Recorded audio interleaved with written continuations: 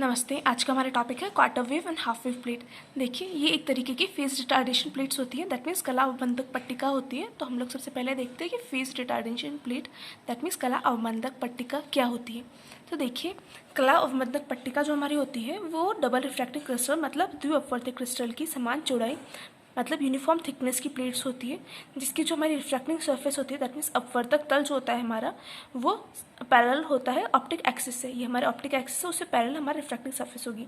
That means जो हमारा प्रकाशिक अक्ष है वो अपवर्तक तल के समांतर होता है।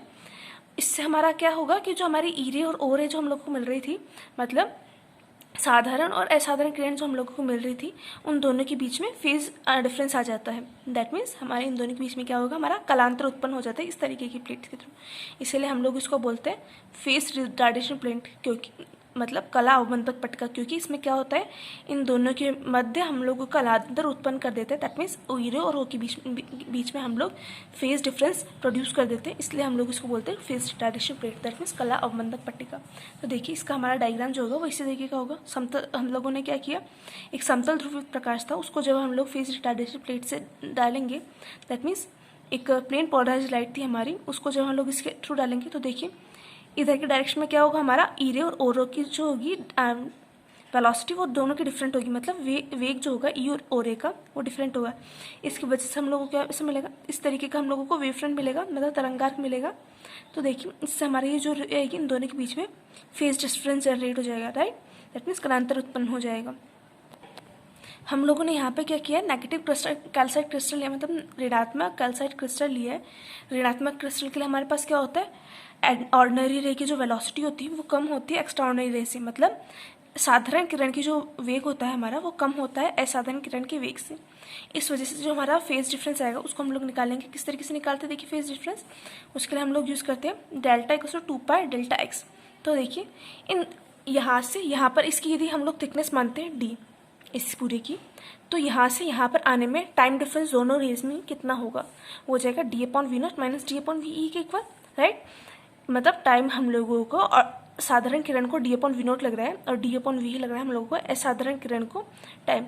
इस वजह से टाइम डिफरेंस जो होगा हमारा दोनों रेज के बीच में हो जाएगा d/v0 माइनस d/ve। तो इससे हम लोग को फेज डिफरेंस क्या होगा, हमारा डेल्टा एक्स वो डेल्टा टी के इक्वल होगा। तो ये हो जाएगा हमारे पास डेल्टा टी इंटू सी के इक्वल होगा।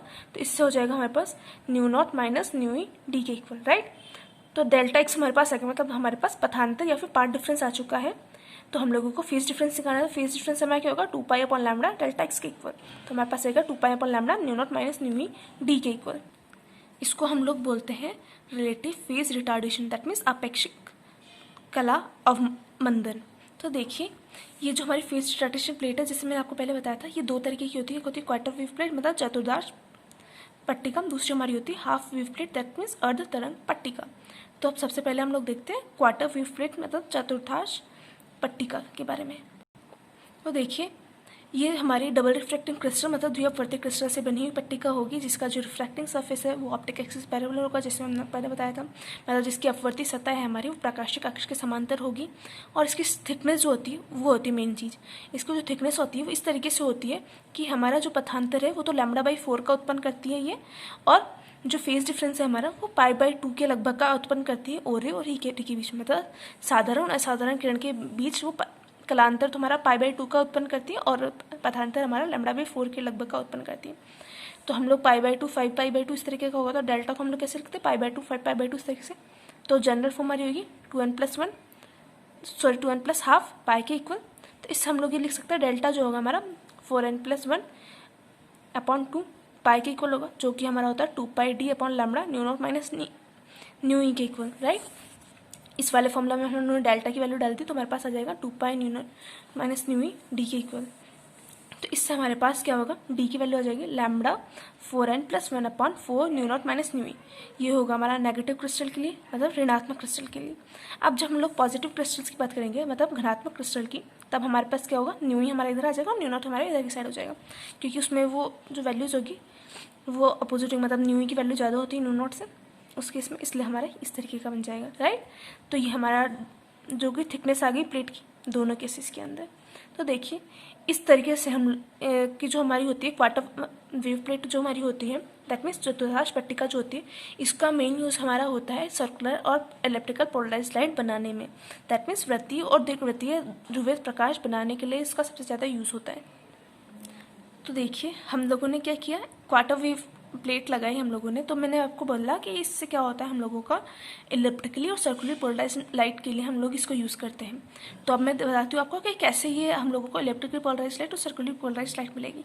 तो देखिए जब हम लोगों ने ये प्लेन पोलराइज्ड लाइट थी, दैट मीन्स एक समतल ध्रुवित प्रकाश था, उसको इसकी ऑप्टिक एक्सिस है उससे कुछ थीटा एंगल के ऊपर था। देखिए यहाँ पर हम लोग देख सकते हैं ऑप्टिक एक्सिस जो होगी इस क्वार्टर वेव प्लेट की इस तरीके से होगी, इससे कुछ थीटा एंगल पे है। ऐसा हम लोग जब आपतित कराएंगे तो हम लोगों को क्या होगा, इधर की साइड इलेक्ट्रिकली पोलराइज्ड लाइट मिलेगी जब थीटा हमारा 45 डिग्री के इक्वल नहीं होगा, और जब थीटा हमारा 45 डिग्रीज के इक्वल होगा तब हम लोगों को क्या मिलेगी, सर्कुलर पोलराइज्ड लाइट।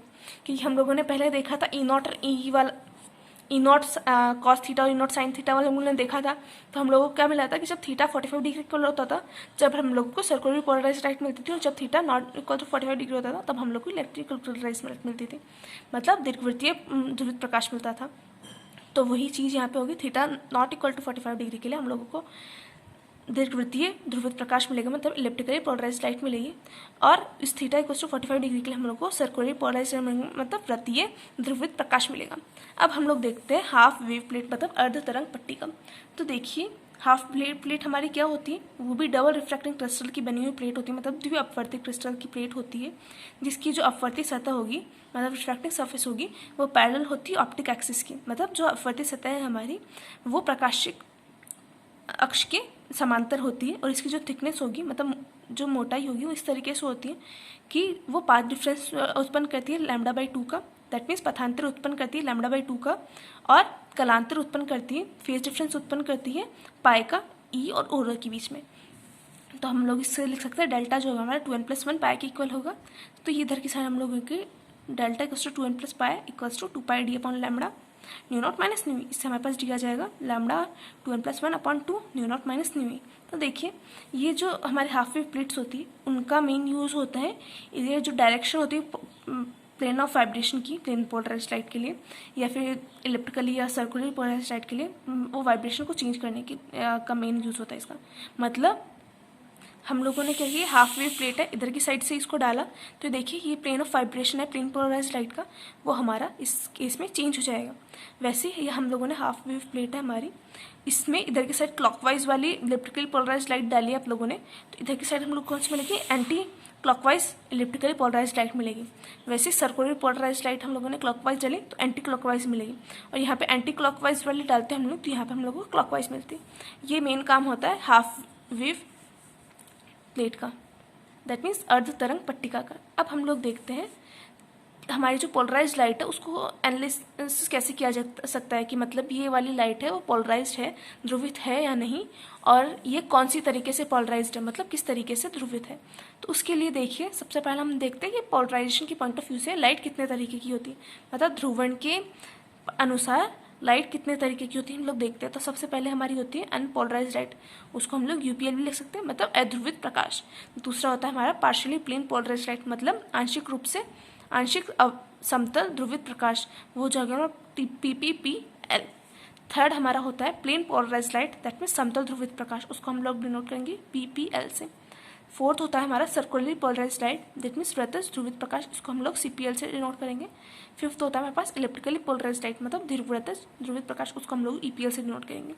अब देखिए जो हमारी पोलराइज्ड लाइट होती है मतलब ध्रुवित प्रकाश है, उसको हम लोग नॉर्मल आई से नहीं पहचान सकते, मतलब नॉर्मल आई से हम लोग नहीं बता सकते कि वो ध्रुवित है या अध्रुवित है, और यदि ध्रुवित है तो किस तरीके का है। तो इसके लिए हम लोग क्या करते हैं, दो मेन मेथड्स होते हैं उनको यूज़ करते हैं। एक होता है निकोल प्रिज्म या फिर पोलराइड, दूसरा होता है हमारा क्वार्टर वेव प्लेट मतलब चतुर्थांश पट्टिका। तो सबसे पहले मैं बताती हूँ आपको निकोल प्रिज्म से हम लोग कैसे करेंगे, उसके बाद में हम लोग क्वार्टर वेव प्लेट का मैं बताऊँगी। तो देखिए हमारा फर्स्ट टेस्ट है निकोल प्रिज्म का। तो हम लोगों ने क्या किया, प्रकाश आपतित करवाया, मतलब इंसिडेंट लाइट है हमारी, ये निकोल प्रिज्म उस पर। तो देखिए हम लोग देखेंगे अब फिर निकोल प्रिज्म को हम लोग क्या करते हैं, पूरा एक साइकिल के लिए रोटेट कराएंगे।